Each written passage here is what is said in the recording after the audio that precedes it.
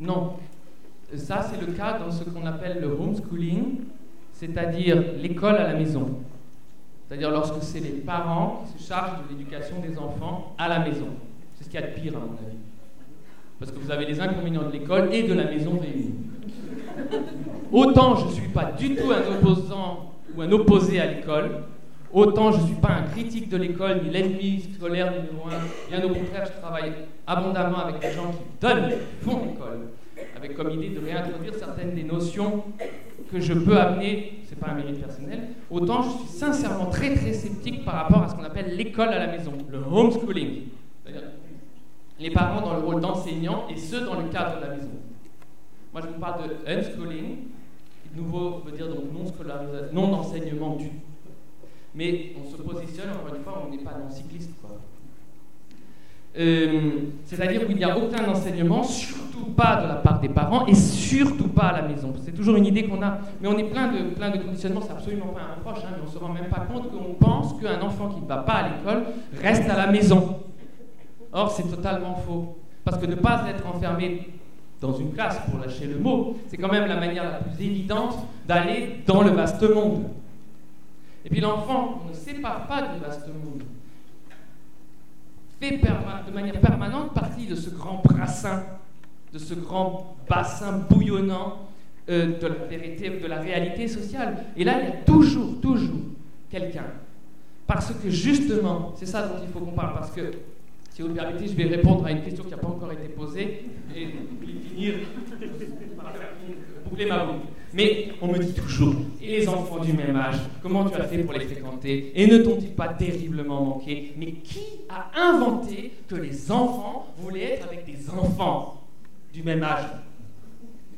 Il suffit de regarder les enfants pour se rendre compte que l'observation ne corrobore absolument pas cette fichue idée dont je ne comprends pas qu'elle existe, alors qu'elle est totalement artificielle. Je l'ai dit tout à l'heure, on sait que les enfants sont des êtres sociaux par excellence, nous montrent la voie de l'absence de préjugés, de l'absence de tous les ismes possibles. Ils vont à la rencontre des autres humains, et pas que des humains, sans aucun a priori, sans tenir compte de leur âge, de leur couleur de peau, de quoi que ce soit. Et donc les enfants sont en permanence. Mais qu'est-ce qu'ils cherchent? Ils cherchent le lien. Ils cherchent à établir un lien et un enrichissement. Je disais tout à l'heure, l'enrichissement repose sur la diversité. Situé entre personnes du même âge, dans la même ville, partageant le même enseignement venant de la même personne, il n'y a pas de diversité. Mais donc, l'enfant, de manière naturelle, va vers la diversité, va vers les autres, sans jamais tenir compte de leur âge. Parce que ce qui m'a amené vers mes amis, ça n'a jamais été notre âge, notre lieu de naissance, que je ne considère pas comme des critères réussis, mais toujours nos communautés d'intérêts, nos intérêts communs.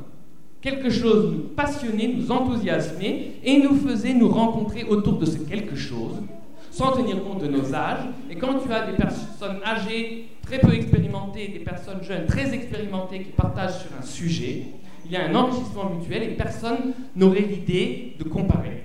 Donc d'ailleurs, ça fait tomber la concurrence, elle n'existe plus, la compétition, la compétitivité. On ne se compare plus, on n'a pas à être... On ne considère plus les autres comme des compétiteurs ou comme des ennemis, mais comme un enrichissement, c'est plus contre les autres, c'est avec les autres. C'est ça la réalité sociale. En fait, on le sait, parce que c'est, après l'enfance, en général, c'est ce qui se passe. Et donc, un enfant qu'on ne retire pas de cette réalité sociale n'a pas besoin d'y être inséré. Je sais, ça a l'air de la palissade, mais il faut y réfléchir. Et du coup, cet enfant, dans ma famille, il y avait tout le temps quelqu'un qui passait, des amis, des gens de la famille, qui savaient, qui ne tenaient plus compte des âges, puisque je n'en tenais pas compte, et puisque personne n'en tenait compte, qui disaient je vais au concert, je vais au théâtre, je vais au cinéma, ou je vais au parc, au zoo, ou je ne sais où d'ailleurs. Est-ce que j'emmène un des enfants, ou les deux, etc. Ce qui fait que finalement, si mes parents étaient restés à la maison, ils y auraient été beaucoup plus que nous. Et puis, si on veut, parce qu'on ne doit pas, on veut, et c'est tant mieux d'ailleurs, mais si on veut travailler, on devient tout à fait inventif. Il y a plein d'endroits où on peut emmener les enfants, c'est tout à fait inattendu, il suffit de ne pas les considérer comme des enfants, et on peut les emmener au travail, mais il se trouve qu'on trouve toujours des solutions. et que jamais nous n'avons vécu déconnectés des autres. Antonin, mon fils, a 6 personnes de référence primaire. Quand je ne suis pas là, et c'est le cas ce soir par exemple, oui, je ne suis pas là, mais d'abord, il faudrait que je vous parle de lien, c'est encore autre chose. Que quelqu'un spontanément me parle d'autonomie tout à l'heure, me pose la question, s'il vous plaît. C'est encore autre chose. Mais donc, vous voyez par exemple, ma maman a effectivement arrêté de travailler, pas du tout pour s'occuper de nous, mais pour s'occuper d'elle. Elle a arrêté de travailler parce qu'elle ne voulait en aucun cas rater l'enfance de ses enfants. C'était pas pour s'occuper de nous, c'était pour elle qu'elle le faisait. Tout comme mon épouse, Pauline, je ne vous ai pas encore présentée. Je vais vous donner un exemple. Elle est comédienne. Et à une certaine époque, il y a 2 ans environ, elle jouait une pièce à Toulouse, un gros morceau, qui la maintenait 5 jours par semaine à Toulouse, et elle ne revenait que 2 jours par semaine à la maison. Et ça, c'était pile poil à l'époque où Antonin apprenait à parler. Et à chaque fois qu'elle revenait à la maison après 5 jours, Antonin avait appris une tonne de nouveaux mots. Et pour elle, c'était très dérangeant de débarquer comme une étrangère, de ne pas avoir assisté à l'émergence de tous ces mots. Et elle a dit, la prochaine fois, pour une autre solution, mais je ne veux plus me retrouver dans cette situation. Est-ce que ça commence un peu à répondre à votre question ou pas du tout? Et l'autre partie? L'autre partie, je pense, je suis d'accord avec vous sur le principe de la rencontre avec beaucoup de personnes différentes, mais je pense que néanmoins, de rester en vase clos avec un ou plusieurs enfants, ça peut être très réducteur pour la mère. Au moment quand les enfants vont partir de la maison, ils seront tout seuls. Nous sommes tout à fait d'accord. Oui. D'ailleurs, c'est exactement ce que je vous ai dit à l'instant. C'est que nous étions tous toujours non déconnectés du grand brassin de la vie sociale, et que donc, comme nous ne sommes jamais déconnectés, il n'y a jamais eu besoin de s'y reconnecter, et nous n'avons jamais, au grand jamais, été en vase clos, ni notre mère avec nous, ni nous avec notre mère, ni notre père d'ailleurs. Effectivement, je pense que le vase clos est ce qu'il y a de pire. Mais l'enfant que l'on laisse à sa disposition spontanée passe son temps à chercher à quitter le vase clos. Ça, on ne le sait pas. Alors c'est pour ça que merci de me poser la question de l'autonomie. Je vais répondre tout de suite, j'ai un peu chaud.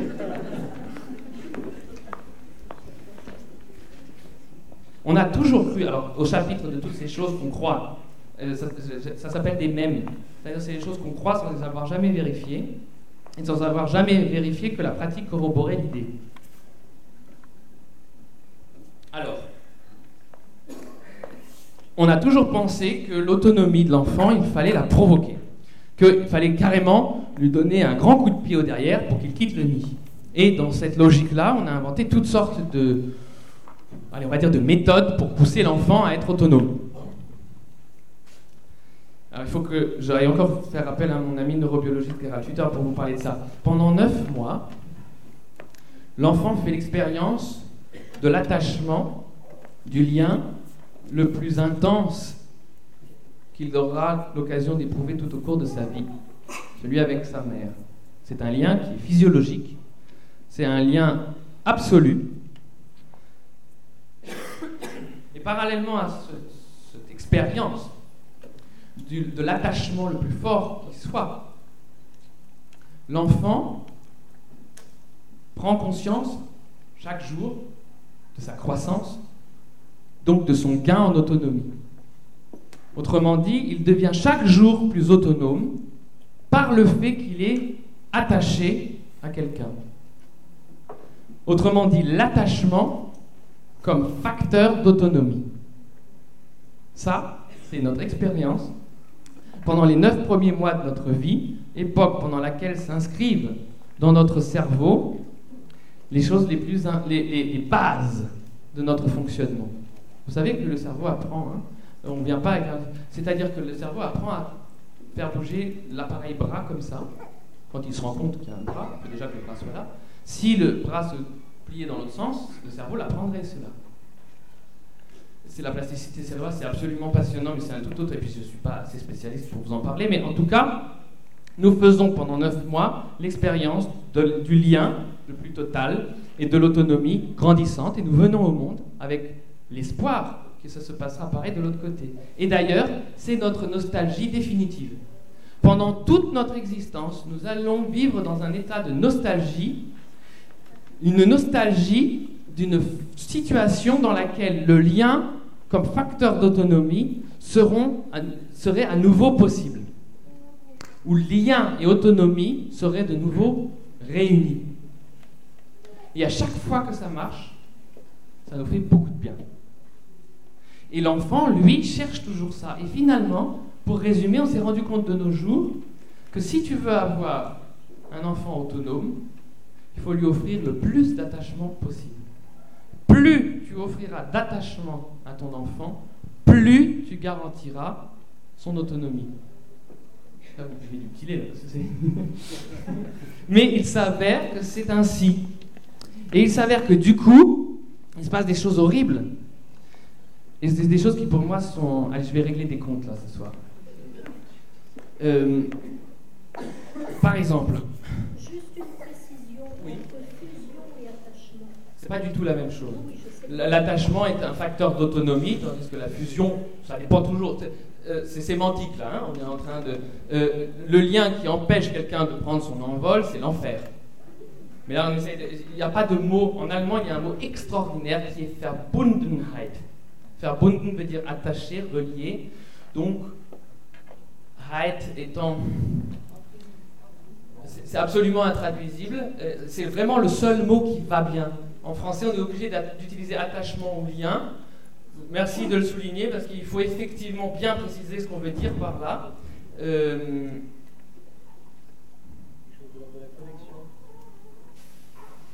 Oui, mais la connexion peut s'établir.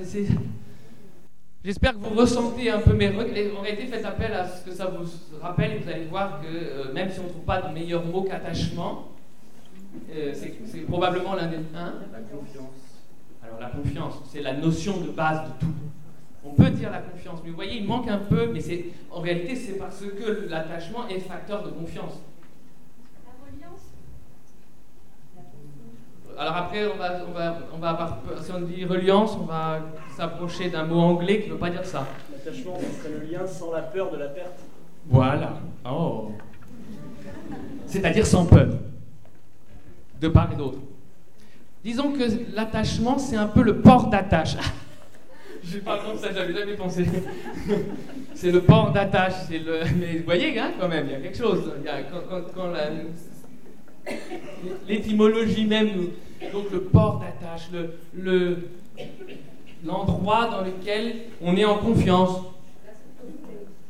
Ouais, mais la sécurité, ça dépend, parce que vous voyez, par exemple, mon papa, quand on lui demande s'il a eu une enfance heureuse, il vous répondra oui, qu'il s'est toujours senti en état de lien avec ses parents, ce qui fait qu'il a eu une enfance très heureuse, alors que de 1933 à 1945, il a été dans la fuite et la peur perpétuelle d'être attrapé et de finir gazé à Auschwitz. Donc ça veut dire que c'est... Vous voyez, c'est pas une question c'est quand même le lien et c'est pas les circonstances, c'est pas l'environnement. Bref, si on est à peu près d'accord sur la notion... de l'attachement, permettez-moi ce vilain mot jusqu'à ce qu'on en trouve un meilleur, comme facteur d'autonomie, ça change quand même beaucoup de choses. Par exemple, et c'est ça que moi je n'arrive pas à comprendre, quand un enfant pleure, alors ce qu'il faut savoir, je vous invite à lire les écrits de Jane Griffith.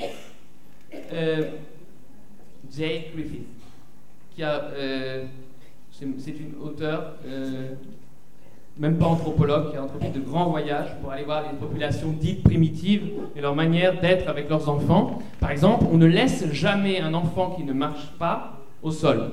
Il ne quitte jamais le corps de ses parents. Il ne quitte jamais la peau de ses parents jusqu'à ce qu'il marche. Et après, vous avez des enfants qui ne pleurent jamais. Elle a passé une après-midi avec des enfants, une centaine, aucun n'a pleuré. Pendant toute... Elle dit c'est absolument inenvisageable dans nos latitudes, par exemple. Et donc, il faut bien se dire qu'un enfant qui pleure, pourquoi il pleure ? C'est un signal, c'est un symptôme. Et j'arrive pas à comprendre. J'arrive pas à comprendre comment on peut laisser pleurer un enfant en disant « Non, mais laisse-le un peu pleurer, là, il faut qu'il apprenne l'autonomie. » Vous l'avez entendu combien de fois, ça, vous ? Des millions de fois. Et combien de fois vous avez entendu « Ne le prends pas dans les bras, tu vas en faire un tyran ?» Et je ne comprends pas, moi, comment une maman ou un papa, dont toutes les fibres disent qu'il faut prendre l'enfant, arrive à tellement conditionner, à obéir, que lorsqu'on lui dit ne le prends pas, à avoir tellement peur d'eux-mêmes, tellement peur de l'enfant, comme si l'enfant était un petit monstre. Parce que vous verrez, on a peur des loups et on a peur des enfants, si vous y réfléchissez. Mais non, mais vraiment, on part toujours de l'idée que l'enfant est un petit être sournois, essentiellement paresseux, qu'il faut toujours pousser et remettre dans le droit chemin, sinon il va finir en tyran. Je sais, je le fais à gros traits, mais vous allez voir. En y réfléchissant, que finalement, j'exagère pas tellement. Quand on laisse pleurer un enfant, il finit par s'arrêter de pleurer. Et on pense qu'on lui a appris l'autonomie. Simplement, l'enfant qui pleure et qui dit il y a quelque chose qui ne va pas. C'est un peu comme quand tu es dans ton avion, un avion de ligne, et que pour une raison ou pour une autre, des orientations, sonde de pitot gelé et autre chose, ton avion est en piqué, puis tu t'approches du sol, et à un moment donné, le sol s'approche tellement et tellement vite qu'il y a une alarme qui retentit dans le cockpit. Attention, je vais l'imiter, c'est très désagréable. Too low terrain, pull up. Too low terrain, pull up. C'est désagréable, hein? C'est au moins aussi désagréable qu'un bébé qui pleure la nuit.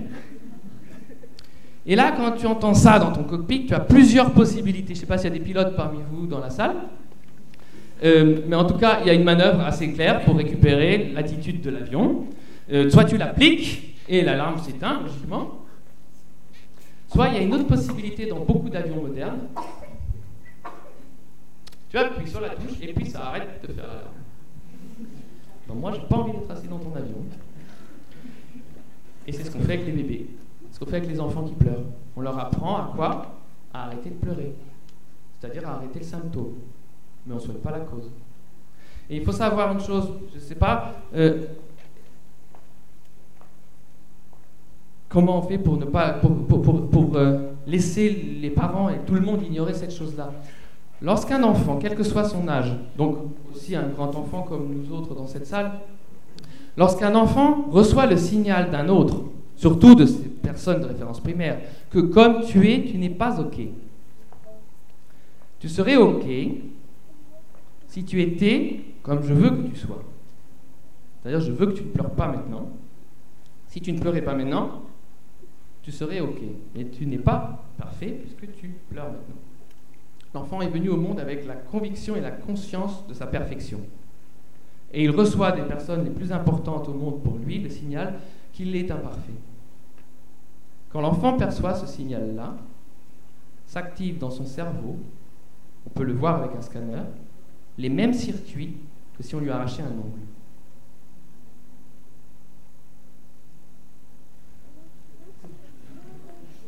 À chaque fois qu'un enfant se sent exclu de quelque chose, à chaque fois qu'un enfant reçoit le message qu'il faudrait qu'il ne soit pas comme il est, il s'active dans son cerveau les mêmes circuits que pour une douleur physique intense. Vous en aviez entendu parler jusqu'ici? C'est pas normal. Qui a arraché un ongle à un enfant? Tu vas voir. Non, c'est pour illustrer. Alors je ne sais plus du tout à quelle question je répondais, mais je voulais vraiment avoir parlé de ça. L'autonomie, le lien intense, facteur d'autonomie, le port d'attache dont l'enfant assuré et rassuré marche vers l'autonomie. C'est bon à savoir. Si tu veux un enfant très autonome, donne-lui autant d'attachement que possible.